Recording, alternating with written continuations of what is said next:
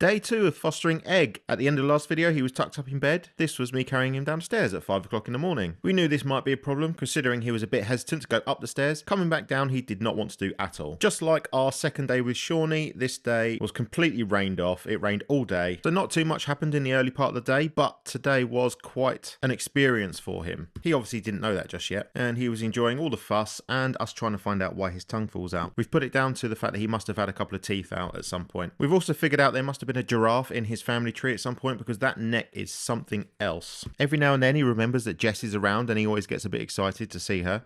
Not that it's reciprocated, but he's definitely a people person and spatial awareness is not one of his strong suits. Jess is often barged out the way and ends up getting the whippy tail in her face. Don't feel sorry for her though, she does exactly the same thing back. All this excitement was for Angie getting home, and as you can see they both want her attention just as much as the other, but with Egg being that little bit bigger and stronger, he normally wins. And poor Jess getting whipped in the face. I don't know why she doesn't just move out the way. The real test for Egg today was about to start, as we had friends coming over who have two dogs of their own, and their two dogs couldn't be any more different to each other. They have quite a nervous, submissive cockapoo, which coincidentally Jess wasn't a fan of, but now absolutely loves him, as you can see. And they also have a big, bolshy, confident Newfoundland. So quite the mix for Egg to meet, but it was a good test and we had no idea how it would go. We knew from what Dumb Running had told us and our walk with him the previous day that he can get overexcited with other dogs. And whilst we haven't seen any aggression as such, it's still something we had to be wary of. Hence why his muzzle was on for the duration that these dogs were here. We had originally intended to go for a walk with all these guys straight away, but because of the weather, we decided it just wasn't a good idea. Now, Egg didn't really pay much attention to the Newfoundland. I think the confidence of that dog just made him not worry about it at all. However, the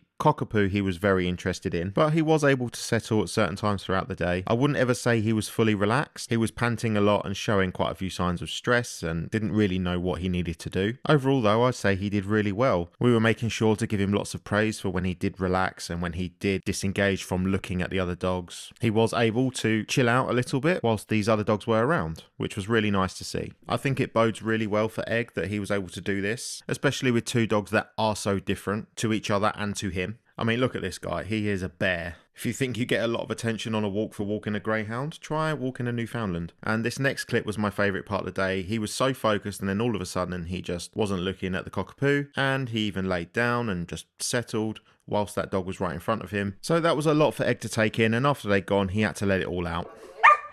What a manly bark you have there, sir. So overall, it was a good day, probably a bit stressful for him, but he did really well. He really is just a bit of a goofball. And did I mention personal space? He doesn't really care about it, including for Jess in the garden, where he'll follow her around until she does a wee. He forgot briefly that he did go up the stairs last night. However, he did do it. Not the straightest line up I've ever seen, but he did do it, and all tucked up in bed. Day 2 complete.